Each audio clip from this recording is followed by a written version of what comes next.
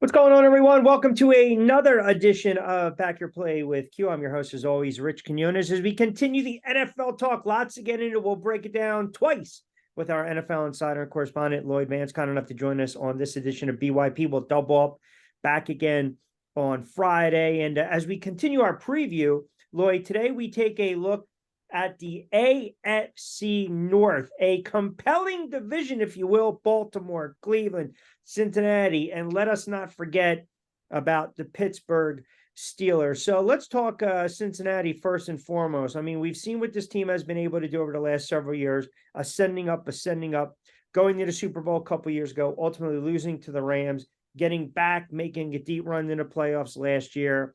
Always a tough nut to crack when you're taking on the likes of the Buffalo Bills and the Kansas City Chiefs and whatnot. But this is certainly an ascending team. They can run the football. They have a very good young quarterback who I still believe is trending up. Offensive line, they fixed it here and there.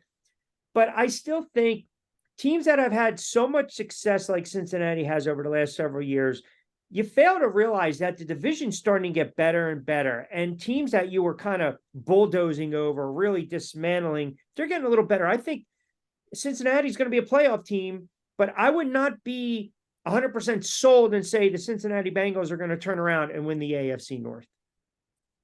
Yeah, actually, they repeated, and this team was dominant in that fashion. You were talking about the team that won 14 games last year, Yep. and I've been back and forth on this one because the Ravens are ascending, as you're talking about, Yep. and then the Steelers there as well. So you got three teams in this division that have winning records. Two of them are in playoffs, but the deciding factor you got to look at it is Joe Burrow. Yep. Just a tremendous young quarterback, a guy who's going to get that big paycheck, or I think he's getting it real soon. He's one of the top guys out there. He's not Mahomes, but he's right there with him in terms of the way he can drive the football down the field. And then there's just so many weapons around him. Joe Mixon, they brought him back on a make good contract. Yep. And then he has Jamar Chase, one of the best young receivers out there, T. Higgins and Tyler Boyd. So that is a great receiver set that he has. And then they're bringing in Irv Smith, and they bringing him over a tight end. He's a guy that they can help do a lot in terms of spreading things out, driving the ball down the field. Now, their big acquisition this offseason was Orlando Brown Jr., coming over from the champion Chiefs to play left tackle and protect Joe Burrow. So I expect this team to continue to be right in the mix at the top of the AFC North.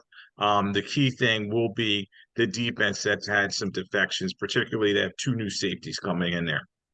Plus 130, and if you grab them futures to get and win the Super Bowl, plus 1,000 AFC, come out of it, plus 5,000. So it kind of tells you right now where you're at. I mean, last year, 2022, if you go back and you look at ATS, so odds to win, or I should say winner record odds to win, Cincinnati 12-4 at plus 175, 10-7 at plus 2,500. Then you look at Pittsburgh in 2020, 12-4 plus 300. So that tells you there's value there with this team. You mentioned the quarterback play of Joe Burrow, and I think he's an exceptional quarterback, and I think they have very good special teams as well. I think the bugaboo this year, when the expectation is you're going to make that deep run, and we're starting to see some of these quarterbacks getting paid, right? Some of these quarterbacks all of a sudden, boom, they're cashing in big time. This was a team that was very good at home, 6-1, very good on the road, 6-3. They can run the football, but I'm pulling up their schedule for a moment. And you think about a couple of these games to start. This is their best opportunity to jump out of the gate. Cleveland, Baltimore. So you're going to get tested right there in the AFC North. At home against the Rams, on the road against Tennessee and Arizona, beatable teams, and then at home you catch Seattle. So they have an opportunity, 2-4-6, to maybe jump out of the gate 4-2. They're going to need that because then they have San Francisco, Buffalo, Houston, a team we think could be a sleeper, Baltimore, Pittsburgh, Jacksonville, Indianapolis, a team we can think is going to be a sleeper. So I think Cincinnati, their toe is going to be set early on. And listen, they got to travel to Cleveland, right? That is kind of like that inner Ohio matchup. The Browns, they want to beat Cincinnati to set the tone for their season. So I think Cincinnati's going to have their hands full. If they can get through that first 6-7 game of the season unscathed, 4-2, 5-2. That sets themselves up where they can stub their toe a little bit during the latter part of the schedule. Zach Taylor, the head coach, and Duke Tobin, who's their de facto GM, have done a good job in terms of just the weaponry around him. Yep. And they're going to try to outscore teams. You know, he scored 418 points last year, which was one of the tops in the league, and averaging about 26 points per game. So they're going to look to drive the football down the field, and exciting team to watch. But you're right, this division has gotten better. All right, let's look at Cleveland, as I mentioned, as they meet Cincinnati to start the season. So look, now you've got Watson. We only saw him in 6 games last year. Brissett was in 16. Watson played in 6. I mean, now it's all of a sudden you knock the rust off. It's crazy, right? Deshaun Watson is 27 years old, but for some reason, it feels like he's been in the league for 10 years, right? Because he missed 2021 after he had some really nice years. I mean, he came on that 2020 season with Houston over 4,000 yards, 33 touchdowns, 7 interceptions. I mean, he was, we're talking MVP caliber, right? He was doing everything with his legs and his arm. Now he's got that second season, if you will, with Cleveland, knocks off the rust, understanding that offense a lot more. Are we going to get, 2019 Deshaun Watson? Or do you think that layoff really hurt him, and maybe we'll get 2,800 yards, averaging around 250 a game here and there, 23 touchdowns, 13 picks? Because I think he's going to have a big bounce back season if he's going to lead Cleveland into the playoffs. Thank you. You hit the nail right on the head. He's the key guy. Obviously, they gave him all that money and that contract that nobody wants to match. All that guaranteed money. So he's their guy.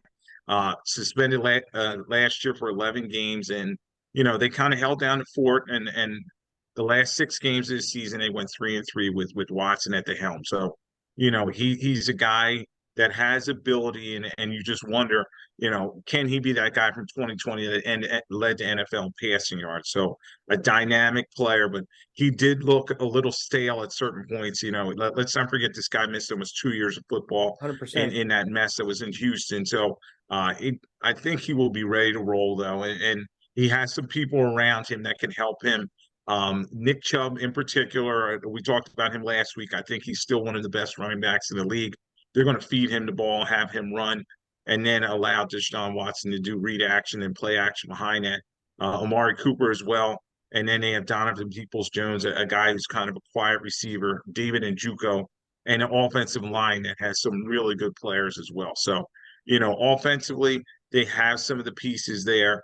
And then defensively, you cannot forget that Myles Garrett is one of the biggest game wreckers in football. So a lot of good players on his team, and Cleveland makes a surprise to people. Interesting, plus 350 to win a division. I'm not entirely sold on Watson playing back to form. I'm a huge fan. I think Nick Chubb's an outstanding running back. We'll get a look at the Browns Hall of Fame game against the Jets. They're laying 1.5 in that one Thursday, August 3rd. So we get some live football. Thank God, with training camp breaking and everything today, the start, if you will. I think Cleveland, if they can figure out a way to beat the teams within the division, right? If you can beat the teams in your division, then you're almost worthy of saying, okay, I am a playoff team. If you go back, and I just pulled up from last year, this was a 7-10 squad, okay? They had a minus 20 point differential. They gave up 381 points. So they had some games where you just kind of shake your head and you're like, what the hell happened here? I mean, listen, you can go back, and I thought one of the worst games that I've ever seen a team lose was that second game of the season when they lost to the Jets and they had that big lead. Flacco brings the Jets back, but that kind of started their tailspin, right? They felt good beating Carolina. They lose to the Jets. They beat Pittsburgh. They're 2-1, but then they dropped 4 straight and they never recovered. They won a couple games here and there. But again, it's beating the teams that are on your schedule, beating the divisional teams. They split with Cincinnati.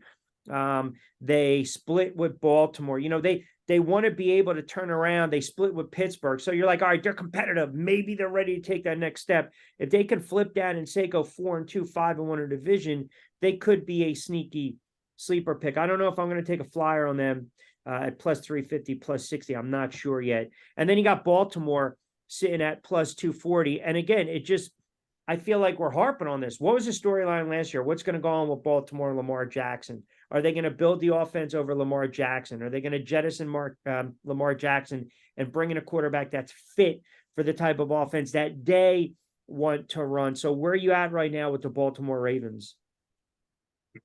This is a team, and you hit the nail on the head. It's all about Lamar Jackson. It gave him the big contract, and now it's his team, and he's got a new offense coordinator in town, and Todd Monken. He's coming over from the University of Georgia National Championship football team, and he's going to tailor this offense around Lamar Jackson. It's not going to be that pound ground and pound as it was so many years ago where he was running a lot and he had running backs tearing it up as well. Yes, Lamar Jackson's going to have J.K. Dobbins when he comes back from injury, and they just signed Melvin Gordon. But it's going to be about them passing the football, and does he have that type of ability? And we saw him the season that he won a couple years ago when he won an MVP. He does have some ability, and now they bring in Odell Beckham Jr. We'll see how much he has left after not playing last year. They also got Zay Flowers, a very explosive young guy coming out of the draft, and you know, uh, Mark Andrews is a very good tight end. So Ronnie Stanley, if he has some help on the offensive line and the rest of the guys there, they're going to be able to protect Lamar Jackson, and we'll see how he goes from there. But They, obviously, the big thing is the divisional games and at the end of the season. yeah, good point, right? They were 7-4 last year when he got hurt. Huntley came in, started 1, 2, 3, 4, 5 games. Brown started a game, and then Huntley, obviously, in that playoff game, which they lost 24-17. And remember, that was the long fumble return that turned the tide in Cincinnati's direction. But they were able to beat Pittsburgh. They lost to Cleveland. They beat Atlanta. They lost to Pittsburgh. They lost to Cincinnati to close out the season. I guess the point is, obviously, you need Lamar Jackson first and foremost on the field, right? We always talk about the availability. He's been nicked up over the last couple of years. I mean, you can't dispute that. He played in 15 games in 2020. He only played in 12 games 2021. He played in 12 games in 2022. So he's missed 13 games over the last season, went on the field and productive. A good running back, a good quarterback who can run the RPO. My concern with him is because he's such a dynamic playmaker with his legs and his arm and running, I think they might want to limit some of the RPOs. We've got so much game film on Lamar Jackson right now. And I go back to that game against the Giants where they were up by 14, I believe, in the fourth quarter. He had that god-awful high snap, bad exchange from the center, picked it up. A smart veteran MVP caliber quarterback is chucking that into cheap seats. He rolled out, threw it across his body. Giants got the pick, and then ultimately that gave him momentum to win the game late. But those are decisions that got to drive a head coach batty. Now, he's in the league. This is going to be his 6th season. He's got to cut down on those types of mistakes in order for Baltimore to be successful. And I compare him a lot to a player that is very similar and had the Superman cape on a lot. Cam Newton. Cam Newton early on, he was Superman. He's making all those spectacular plays, and but he also make that god awful play. Like, what are you thinking there? And also, he got beat up as his career went on in terms of running the football. As I said earlier, Greg Roman's gone, and Yep. he had that game plan of ground and pound, and we'll see what Todd Monken brings in here. But as you're saying, Q, they were kind of middle of the road last year. They were 19th in terms of points, but defensively, let's not forget about that. Baltimore has quite a defense with Patrick Queen at linebacker, and their DBs at Humphrey and the rest of those guys are very well. They finished 3rd in the league in terms of points allowed, only 18 and a half. So, this is an aggressive type team, but they need Lamar to be healthy. So, a lot of guys around him, a lot of pieces on his team. I think they had a bad taste in their mouth last year, the way they went out of the playoffs, and everybody says they continue to choke in the playoffs. And Harbaugh's been there for a little while. That Super Bowl win's way in the past. So, we wonder if the owner, Steve Bisciotti, and the rest of the front office there, if they're kind of looking at him and saying, all right, maybe we need to make a change with the head man. So, a lot of pressure here, and Lamar has that big contract that we talked about. All right. And then finally, the Pittsburgh Steelers. Look, I mean, a lot of people think this is a fringe playoff team. We know the job that Tomlin has done for a decade plus. They never have losing seasons. He coaches these guys up, and you have really 2 emerging stars in Pickett and then Pickens. They can run the football. I think offensively, they're going to be okay. And we talk about this a lot, right? It's always about the young quarterback. Let me see what you do that first year. But I want to see the litmus test for me is what are you going to be able to do the second year, right? It's always about wide receivers rarely come in and they light the world on fire. Quarterbacks, it's always year two, year two, year two. Well, obviously, it's Kenny Pickett's team right now. He didn't put up monster numbers, but it's another year in this offensive system. They've got some linebackers. We know about the secondary. Can the Steelers, in your estimation, if this kid plays within himself, if they run the football, they don't turn it over, can this team be right there at the end of the season, maybe for that extra wild card spot in the AFC? They can, Q. Mike Tomlin, as you said, never had a losing season. Last year they squeaked by and 9-8, and he did a great job because this was a young team, and they turned reins over in terms of Big Ben leaving and some of the other veterans. So Kenny Pickett 7-5 as a starter, but you want to see him do a better job in terms of decision making. It's 7 touchdowns and 9 interceptions. So but there is some good young talent on his team, particularly George Pickens. I like him a lot at the receiver position. Johnson obviously is their receiver. He has a lot of drops that he needs to work on, but got to make him a spectacular play, but needs to work on his consistency. Najee Harris, a very good young running back they have there as well. And the offensive line, they're trying to rebuild it. So they've drafted the last couple of years to fix that offensive line. And we'll see if, Isaac Salomalo and James Daniels, another guy they brought over from the Bears, can help that unit. So, the Steelers are going to be Steelers. They're going to be a physical team. In the division, they're going to win some games. Hopefully, in the division, they can get to that 4-2 position that they want so greatly. But a lot of question marks with them, and this is going to be a fun division, as I said earlier when we first started. This is a tough physical. Every week they're going to be pounded on each other. So the Steelers will be right in the mix. And last year didn't do a good job in terms of putting points on the board. Only 18 points per game, 26 in the NFL. But their defense was 10th in terms of points allowed, only 20 points a game. And we know about TJ Watt and Highsmith just got that big contract. And, their safeties are one of the best out there as well. Yeah, and you mentioned that they really couldn't put up a lot of points. I mean, you're talking about when you draft a quarterback with the 20th overall selection. Remember, think about this. Tomlin didn't thrust him into the spotlight. He wasn't immediately a starter. He lasted, sat on the bench 3-4 games. I think it was after Mitchell T got the yank, right? Tomlin decided that's pretty much it. He started training camp number 2 on the depth chart behind Mitch Trubisky, and then all of a sudden, boom, bumps along the way. We know that.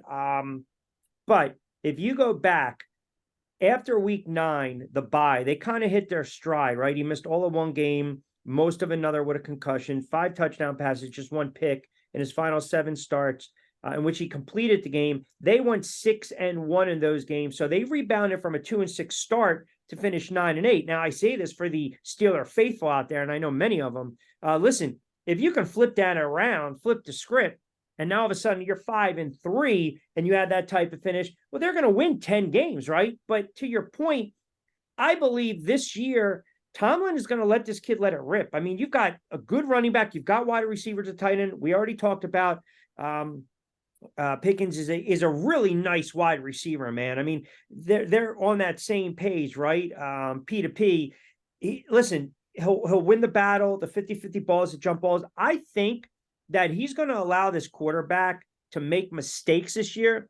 But I also think, to your point, they want him to throw the ball down the field. No more of this dink and dunk. It's year number 2. We saw with Eli under Gilbride. Let it rip. Throw the ball. If you're going to make a mistake, make a big one. That's okay. But get the ball down the field. So I don't know what they're going to do in the division. We can pull up their schedule.